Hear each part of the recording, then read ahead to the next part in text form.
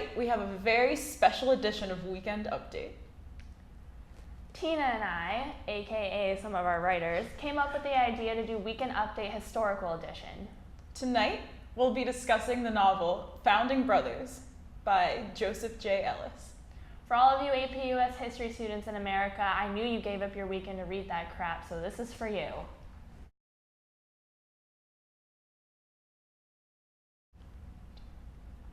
On July 11, 1804, a duel between Alexander Hamilton, leader of the Federalist Party, and Aaron Burr, the vice president under Thomas Jefferson, took place on the plains of Weehawken, New Jersey. Actually, Amy, it took place on a narrow ledge 20 feet above water level at a cliff near Weehawken. Are you challenging me? I'm just saying the location wasn't technically in Weehawken. Are you calling me a liar? Girl, I might be. You know, if you wanted to duel, just say it. Because I'm ready to go. Like, bring it on, sister. All right. Simmer down. This is live television. Hamilton, a Federalist, wanted to settle his differences in a gentlemanly fashion. Yeah, I learned a gentlemanly fashion in 1804 meant counting out 10 spaces on a remote narrow ledge in New Jersey and then turning around to fire a bullet at someone's face. But Hamilton didn't intend for the first shot to hit Burr. Nope, instead he hoped Burr would stop and think before he took a shot. How'd that turn out for him? Hamilton got shot and he died. And Burr? He lived. The lesson here, people, is that there is a clear difference between being honorable and naive, and if someone challenges you to a duel and is only 10 paces away from you with a loaded firearm, they will in fact shoot you without hesitation. You know what a common theme here is, Amy? No, what? Compromise. That's a thing. I thought if I didn't get what I wanted, I had to duel someone for it in New Jersey. No, you see, compromise is actually very important. How so? Well, if Hamilton and Burr would have sat down and compromised instead of always complaining about each other, Hamilton would have been alive and Burr could have continued his political career. You know, we compromise every time we air. We do because sometimes... All the time. We take our jokes too far in conservative America's eyes, therefore compromising our integrity and maybe our jobs as well. Yeah, and if I didn't compromise working with such a psycho like you, I wouldn't have been able to do the Weekend Update. Hey, Amy, stand up and turn around. Why? Just do it. Okay. Now walk 10 steps away from me.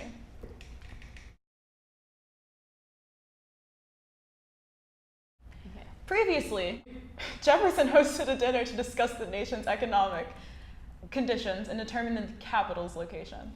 Hamilton, then Secretary General, was there and was as melodramatic as ever. Hamilton was certain that if his financial plan of having the federal government absorb individual states' debt wasn't adopted, the nation would crash and burn. However, James Madison thought differently. Yeah, Madison fought for states' rights, like feminists fight for abortion. Jefferson held this dinner in hopes that Madison and Hamilton could have gentlemanly conversations. What is with this whole gentlemanly theme going on here? You know what I think gentlemanly means? What? Wimpy. Gentlemanly means wimpy in my book. Here's what went down at the dinner. Basically, Jefferson in his sweet words convinced Madison to not persuade any of his party members from voting for Hamilton's plan. Also, Hamilton agreed to use his influence to move the capital along the Potomac River. What we have here again is compromise. I think the word compromise will come up today about as many times as the F-bomb is dropped in a Lil Wayne song. In order to compromise, Jefferson worked as a behind-the-scenes mediator. We get one of those when we fight. Hershey's? You know, I threw a dinner party once. Actually, I threw the dinner party. You just showed up uninvited and got drunk. Sorry, I just like the party. Well, this dinner party was for the entire cast of Saturday Night Live in 2004 to discuss new sketch ideas.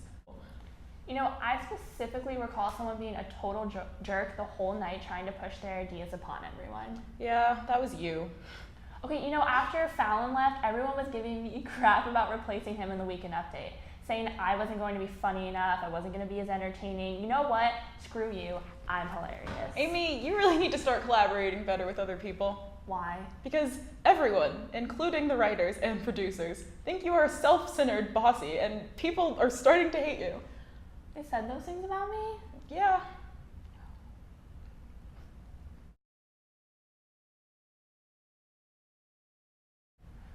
Shortly after Jefferson's dinner party, some Quakers decided to petition for an end to the African slave trade. Benjamin Franklin signed a petition written about the Pennsylvania Abolition Society. Yeah, back in the day, abolitionists petitioned against slavery. Today, they have petitioned against Walmart.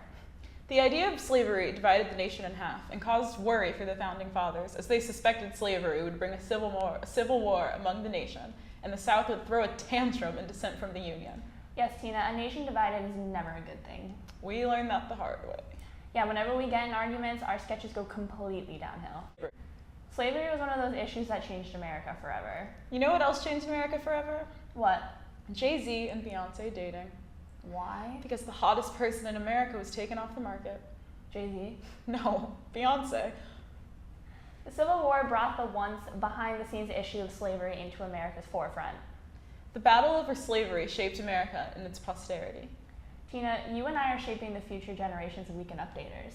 They have a lot to live up to. Exactly. We are smart, witty, beautiful, and totally professional and kid-friendly. The founding fathers were concerned with what posterity would say about them, their accomplishments and their failures.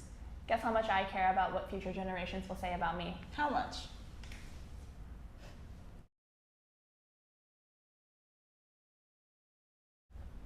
So, George Washington, you may have heard of him. He's kind of a big deal.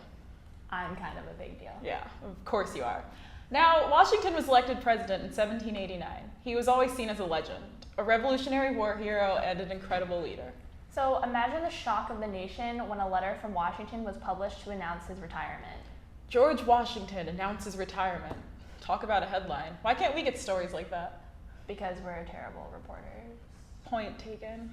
Now, with his exit from office, Washington presented the idea of two-term presidencies. However, this wasn't officially a thing until the 22nd Amendment passed in 1951. You're welcome, FDR. Washington was a great leader, but all good things, including presidencies, must come to an end. Like your TV show, Tina. Oh yeah, the good old days of 30 Rock. Dedicated 6 good years of my life to that show, but when it was time to go, it was time to go. I'm not sure if you left with the same honor as Washington did. Thanks. Don't be jealous. We can't all have TV shows that are still running successfully. Like you? Oh my goodness! I do star in a successful TV show, don't I? Ha ha ha ha. Yeah, well, Washington had a lot of other things to worry about by the time he retired. I mean, he was what, like 100 years old? 62, actually? Okay, same thing.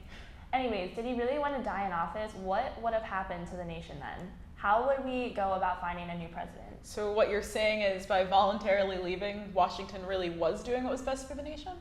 Yes, he's not pulling a Nixon here. His retirement truly did benefit everyone. I can't imagine giving up my titles and recognition for anything. Washington is my hero. I know, right?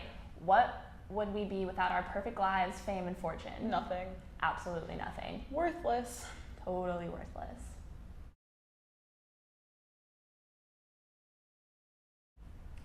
Now it's time to talk collaboration.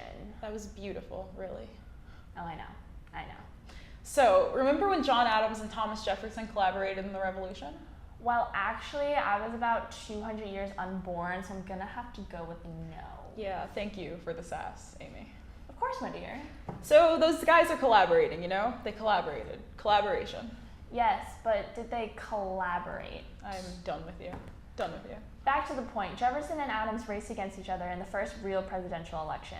They were friends. Well, I guess you could say that. There were many reasons for conflict between them. John Adams had been vice president during Washington's presidency, but was jealous that Jefferson was so much more popular than he was, just to name one. Amy, do you ever get jealous about the fact that I'm the one with the seniority here at Saturday Night Live? I don't know, Tina. Do you ever get jealous that, like Thomas Jefferson, I'm more popular with the public? Must be because of the blonde hair. Even if that were true, which it's totally not, I have to admit, I prefer to think of us as the John and Abigail Adams type of collaborators. You mean bound together by love? Of course. That's what I really mean. But really, they loved each other, but the importance of their collaboration lies in the respect they had for each other. Yeah, I respect you. How could I not? We're the fiercest queens on television. Heck yes, we are. You know, Amy, Jefferson and Adams remind me a lot of us. How so? Well, because we're ruthlessly competitive with each other. And because you predict total betrayal in the future of our friendship? Actually, no, Amy, I wasn't thinking about that part, but now that you mention it... Which is us? Is Jefferson here? Well, since I'm always the more loyal friend. Whoa. Hold up. I'm just saying. Well, let me just say, I'm not feeling your harsh vibes. well, Abigail Adams wasn't feeling Jefferson's harsh vibes when he sent her and her husband that letter in hopes of reconciling their friendship. Were Jefferson's vibes really that harsh? Oh, so you're defending him? Who's the loyal one now? Oh my goodness, I can't even right now. I can't. Because I would most def categorize the accusatory tone as a harsh vibe. I mean, come on, he's trying to reconnect with Adams, but is on his case about John Marshall as the Supreme Court justice. Why was he so upset about John Marshall getting the job again? Because Jefferson was a hater. And haters gonna hate. Anyway, The Jefferson and Adams were bros again. bros for life. But actually, the two would continue to correspond for the rest of their lives. Aw, how sweet. Will you write me letters when I'm old and gray? But, of course. Even if we stop being friends somewhere in the middle.